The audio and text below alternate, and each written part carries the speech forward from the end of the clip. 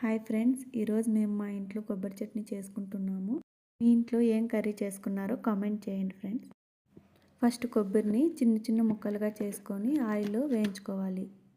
కొబ్బరి ముక్కలు brown colour వచ్చే వరకు బాగా వేయించుకోవాలి.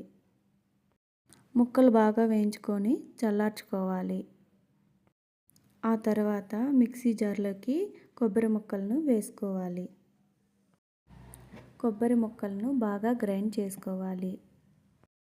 కచ్చా పచ్చిగా గ్రైండ్ చేసుకుంటే తినడానికి రుచిగా ఉంటుంది.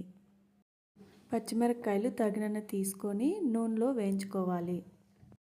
నానబెట్టుకున్న చింతపండు, వేయించుకున్న పచ్చిమిరపకాయలు, కొత్తిమీర అన్నీ వేసుకొని గ్రైండ్ చేసుకోవాలి. తెల్లగడ్డ, ఉప్పు అన్నీ వేసుకొని గ్రైండ్ చేసుకుంటే కొబ్బరి చట్నీ రెడీ అవుతుంది. మంచిగా టేస్ట్ రావాలంటే ఎర్రగడ్డలు వేసుకోవాలి.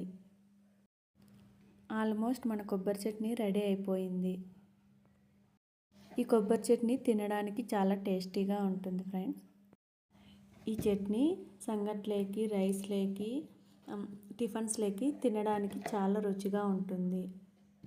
ఒక్కసారి తిన్నారనుకో నెక్స్ట్ టైం మళ్ళీ చేసుకొని తినాలనిపిస్తుంది. నా వీడియోస్ మీకు నచ్చినట్టయితే please share, like, subscribe friends.